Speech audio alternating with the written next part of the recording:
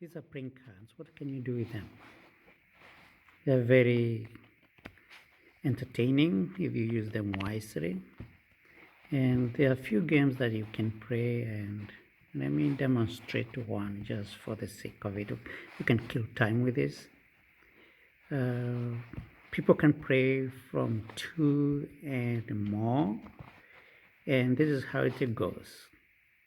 After shuffling the cards multiple times, this is the way we used to do it. You share cards in 4s. So every player gets 4 cards in their hands, and you put one in the middle. It doesn't matter how many people you are, they can be in a round. And the rest of the deck cards, you put them in the middle. So each player will have to hold their own cards in private. It's a secret.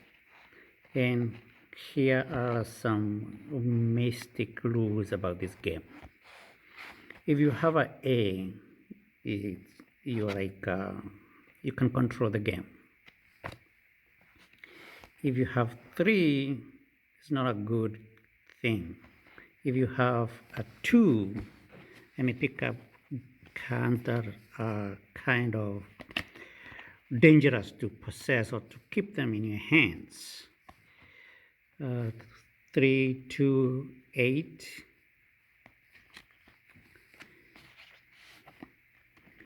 Okay, these are dangerous cards to have, and I'll tell you the reason in a moment.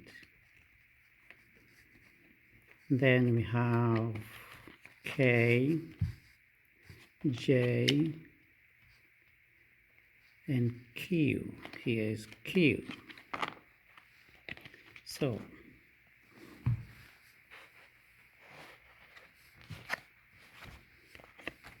these are cards that you have to monitor all the time. When you have them in your hands, you have 2 things. Either you're lucky or you're not lucky. It depends on who has what in their hands. So this is a reset. Anytime you have this card, you can reset the game anytime.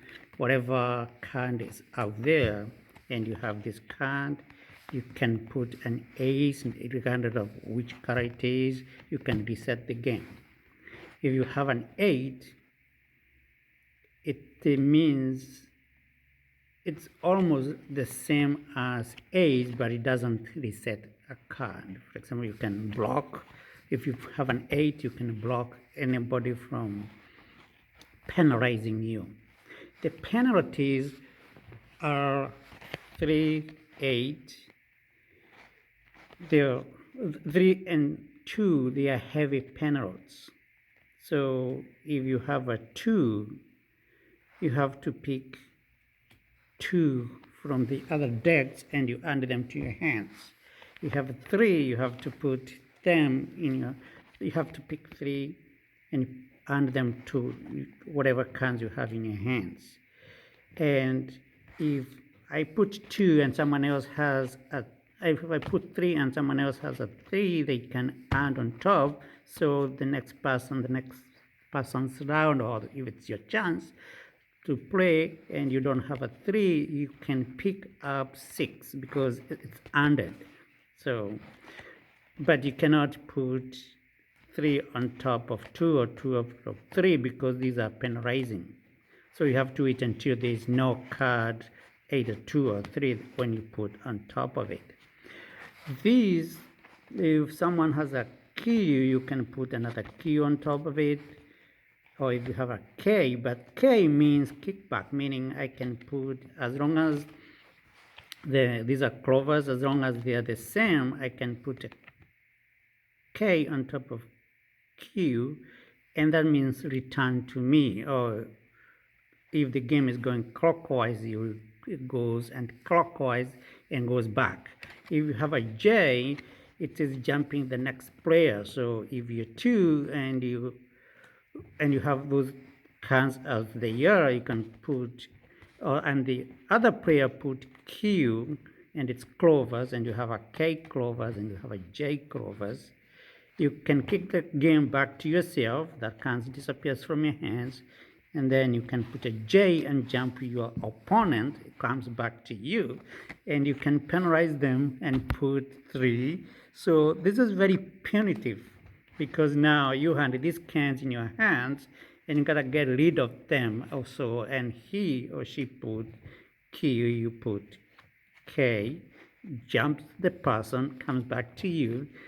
I mean, kick it back to yourself, then you jump the person and you put 3 and penalize them.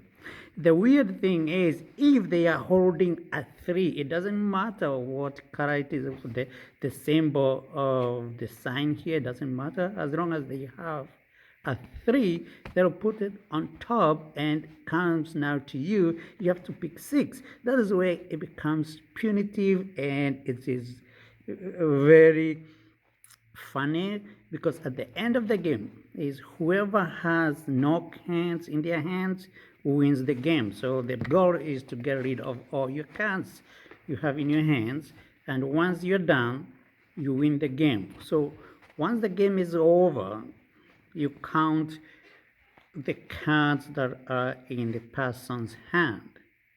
So how do you count? These, they count 10 points each. If it's a K, it's a Q, it's a J, they count 10 points each. Others like 6, 4, 5, they are calculated by the value written. If it's a 6, it's 6 points. If it is 2, it is 25, 3 is 75. So these are very dangerous cards to have. The winner has the least points. So that is the game we played. It is very entertaining. You can play more than 10 people, but the problem is 10 will take away all the cards. There will be no cards to play. The more people are in the game, the more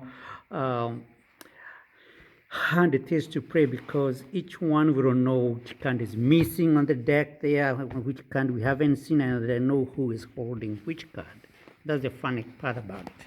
Anyway, nice game. Try it. Let me know.